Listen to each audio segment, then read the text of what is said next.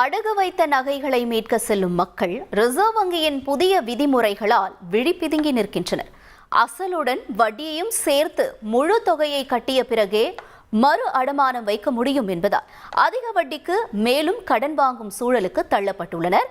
இதன் பின்னணியை அலசுகிறது பின்வரும் தொகுப்பு. திடீர் என வரும் அவசர செலவுகளுக்கும் அத்தியாவசிய தேவைகளுக்கும் ஏழை மற்றும் நடுத்தர மக்கள் பெரிதும் நம்பியிருப்பது நகைக்கடன் தான். குறைவான வட்டி என்பதுடன் செயல்முறையும் எளிது, உடனே கிடைத்துவிடும் என்பதால் வெகுஜன மக்களுக்கு நகைக்கடன் மிகவும் பயனுள்ளதாக இருந்து வருகிறது. ஆனால் ரிசர்வ் வங்கியின் புதிய நடைமுறை நகைக்கடன் வாங்கியவர்களுக்கு கடும் அதிருப்தியையும் அதிர்ச்சியையும் ஏற்படுத்தியுள்ளது. நகைக்கடன் வாங்கியவர்கள் அதற்கான அவகாசம் முடிந்ததும் வட்டி மட்டும் கட்டி மறு அடமானம் வைக்கும் முறையை ரிசர்வ் வங்கி தடை செய்துவிட்டதே இதற்கு காரணம். நகைக்கடன் வாங்கியவர்கள் கால அவகாசம் முடிந்ததும் மொத்த பணத்தையும் கொடுத்து நகையை மீட்டு மீண்டும் புதியது போலத்தான் அடகு வைக்க முடியும். அதுவும் மறுநாள் தான் அவ்வாறு அடகு வைக்க முடியும் என்பதால் இது ஏழை எளிய மக்களுக்கு தலைவலியை ஏற்படுத்தியுள்ளது.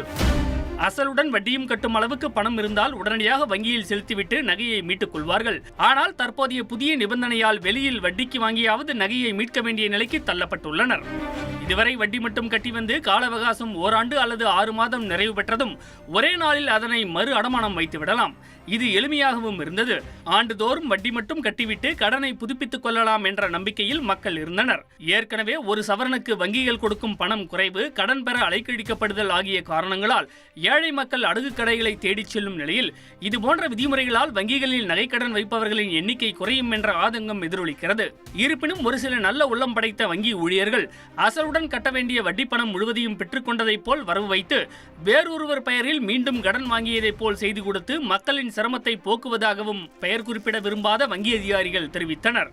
ஏழை மற்றும் நடுத்தர மக்களின் நலனுக்காக மீண்டும் பழைய நடைமுறையையே கொண்டு வர வேண்டும் என்ற கோரிக்கை வலுத்து வருவது ஒரு பக்கம் இருக்க, நகைக்கடன் வழங்குவதில் முறைகேடுகள் நடைபெறாமல் தடுக்க மேலும் பல விதிமுறைகளை ரிசர்வ் வங்கி கொண்டு வரலாம் என்று வங்கித்துறை வட்டாரங்கள் திகில் கிளப்புகின்றன. தவிர்க்க முடியாத தம்ப்நெயில்ஸ், கலக்கலான கண்டென்ட்ஸ், சினிமாவும் சீரியஸ் பிரச்சனைகளும், சும்மாவே ராம் சரண் தளபதி விஜய் எப்படா பெரிய கலகலப்பும் கைகலப்பும். Me too love you. Thank you. அவருக்கு அந்த மாஸ் ஏத்துறது தியேட்டர் தெரிக்குதுனாலே டன் தான். பிரேக்கே இல்லாமல் பிரேக்கிங் நியூஸ் சொல்லும் தந்தி டிவி ஆப். இன்ஸ்டா தலைமுறை வரை இறங்கி அடிக்கும் தந்தி டிவியின் டிஜிட்டல் எக்ஸ்க்ளூசிவ். பாடி காமிச்சீங்க. அது அதை விட மோசம். இல்ல பாடி காமிச்சீங்கன்னா அது இன்னும் வெரி பேட். தந்தி டிவி ஆப்பை இலவசமா டவுன்லோட் செய்யுங்க.